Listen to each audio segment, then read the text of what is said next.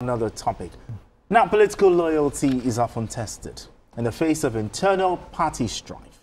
Amid swirling rumors and growing tensions within the Labour Party, Peter Obi has come out to silence the noise. Speaking at the party's National Executive Council meeting in Abuja, Obi reaffirmed his allegiance to the Labour Party and dismissed claims of plotting an exit. He maintained that he is not in talks with any individual or group about leaving the party and assured stakeholders that any decisions about the future of the movement would be made collectively, not in isolation. Asukwa, Peter Obi has shut down rumors saying that he will not leave the Labour Party. What do you make of this? Well, that's... Are you convinced, though? You know what? There was a time Peter Obi said he will not leave the APGA, but he still left APGA. So when the politician tells you that I will not do something, just take it as a pinch of salt. If he doesn't do it, fine. Okay. You understand. But now that he knows that, I feel that if the coalition that they are planning, yes, if they call him today and say, okay, can you move from Labour Party and come, let's form another political party? Will he say he will not leave Labour Party if they make him the party's flag bearer? So, so sometimes people should watch the words that they use. Okay. Because at the end of the day, people might really hold you to it in future. I'm not saying, because right now people are saying, hey, he wants to move. He shouldn't use that as a yardstick for him to start saying, I will not leave, I will not leave. Because something might push you to want to leave. It might be even what is happening presently in Labour Party. Yeah, the crisis. Exactly. Because right now, they say they have like 4 factions. Even though the Supreme Court has said, okay, Aburi is no more the chairman, based on what the CTC has said. Even though some in the Aburi camp are saying that you understand? So also all these issues, will he be able to say, I want to stay in Labour Party and then remain there in this disarray? So for him to say, maybe he has not discussed it with anybody. Okay. Fine, that is him saying he has not discussed. But I don't like it when a politician comes out and say, I will not leave a political party, because something might want to push you to leave the party. Okay. So he has to measure his words, because his words carry weight. Sure. So he has to be very careful with how he's going about with this is ambition to become Nigeria's president. Okay. Your thoughts on this? Well, do you agree with? Are you convinced? Because Asukwa said something. He said, I will not leave APGA, he left. Now he's saying it again that I will not leave the Labour Party. Well, let me take you back to the statement that he issued.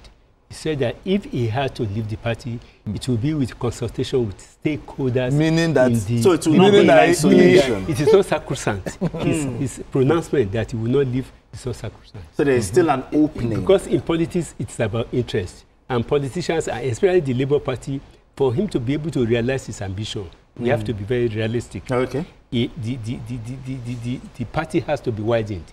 The party has to be bigger than what it is now, especially when it is not bogged down by internal crisis that nobody can wish away. So that informs his statement that if he had to leave, because in politics, if is always very, very important, because not all, like in economics, it says ceteris paribus. All other things equal. All other things in politics, they are not always equal. Because in politics, 24 hours is too long. Too long. Decisions can be taken at any point in time. Like he said, if the coalition comes online, if it is not bogged down by ambition, because politicians, all those people are in that coalition, they have one ambition or the other. Politics is more about personal interest before they look at national interest. If it's for national interest, if he's asked to come to that particular party, and he feels that he can be the flag bearer, I am telling you, by that statement, he may jump ship. Okay. All right, let me bring BK into this conversation. BK, Peter Obi has shut down rumors. He said he's not leaving the Labour Party. That's one. Okay. Now, for a 1B, do you think Peter Obi has done enough, or maybe not done enough, to sort out the crisis in the Labour Party?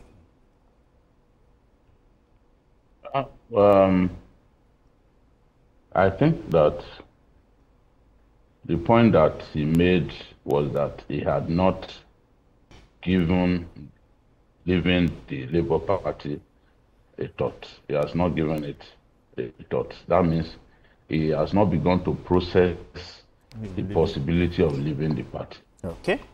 So newspapers will always cast headlines in a manner that they didn't fit. You know, this is not like saying that he would never leave the party. No, that's not what he said. He said he has not given it a thought. And remember, in the heat of the crisis bedeviling the party, when he was trying to rally the people to come together, he threatened that they could leave here and the supporters could leave at any time. I remember very well because we discussed it on this program. He said he and his party could leave, but he tarried a while. He waited to see whether Abure would be able to weather the storm. But the opposition against Abure got even fiercer. And Peter Obi, who had been giving some support to Abure, even from the time that his ward decided to send him packing. You know, Peter Obi supported him, and invariably he won in court because the constitution of the Labour Party does not permit anybody to fire an official of the party at that level from his ward. It has to be the highest decision-making body of the party, which is the convention. You know, that is the body that can fire an Abure. So he weathered the storm at that time. All of the time when they were accusing him of forgery and they took him to court and all that, he backed them.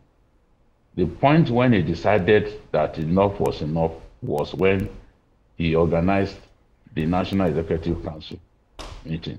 And he organized a convention of the party. And at that point, Obi said he did not reach out to all stakeholders before proceeding on that convention. And of course, many of the big people in the party, including governors, including National Assembly members, stayed away from that convention. So at that point, that it became clear that Abure was on his own, clearly being pushed out of the party without him knowing. People like Obi no longer with him. From what I've seen, Obi wants to contest for the presidency again. And he was even saying everybody is free to contest. Everybody is free. No party will tell you that they have seen me discussing with them.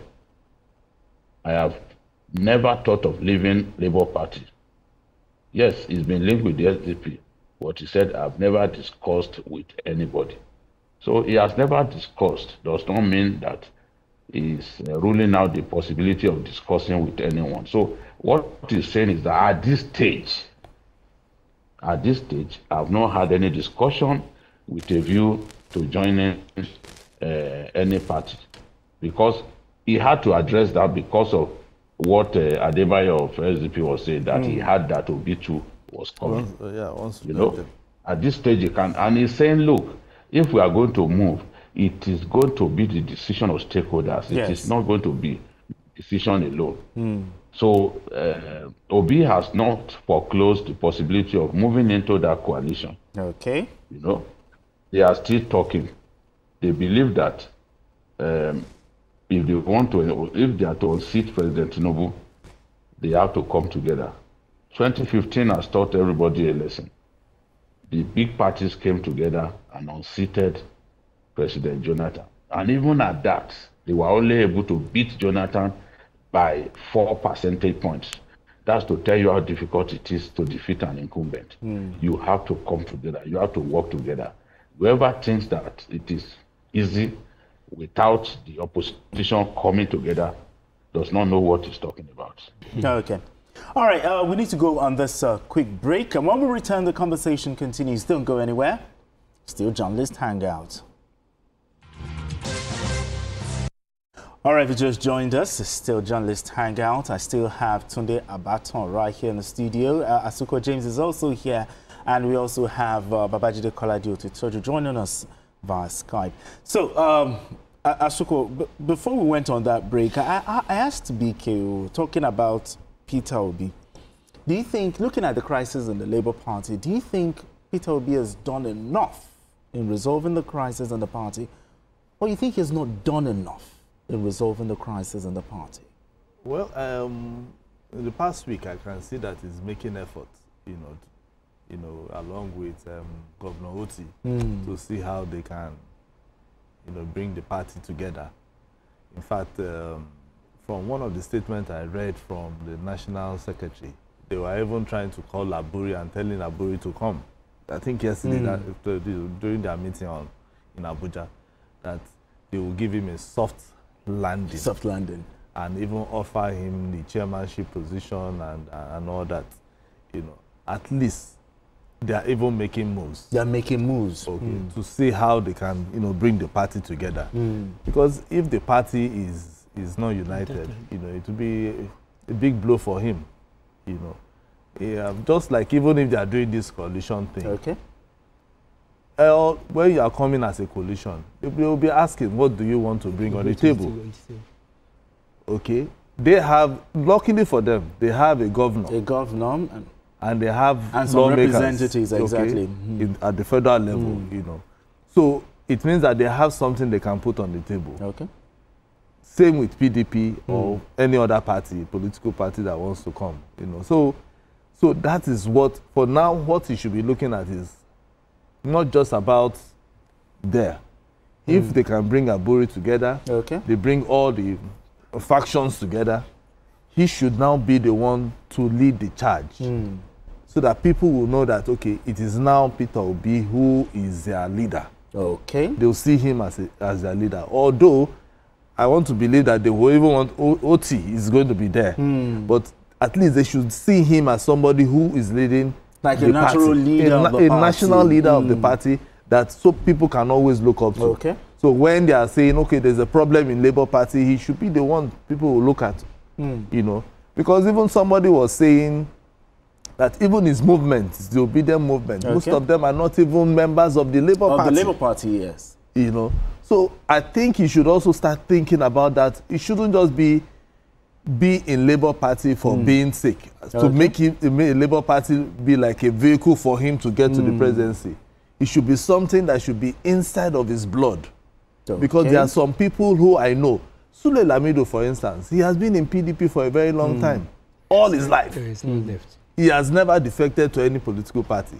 So if you wake him up today, tomorrow, next tomorrow, he's in the PDP. You understand? So it means that he has it inside of his blood. So there are so many people like that. So he should also begin to look at, okay, this Labour Party, I will ride and die here. And so other people will look at him as a father figure. All right, then. We have Elder David joining us on the phone. Okay, Elder David, thank you so much for joining us on the show. Good afternoon. Good evening, sir. Yeah, good evening. Good evening. Let's talk, Elder. Thank you very much. God will bless you. Peter Obi, if you know the history of politics, he was in PDP when he became to Afghan. And yes, and while he was there, it was time of Ojukwu. He won the election, he was impeached because he didn't do well. And he left again and go to PDP.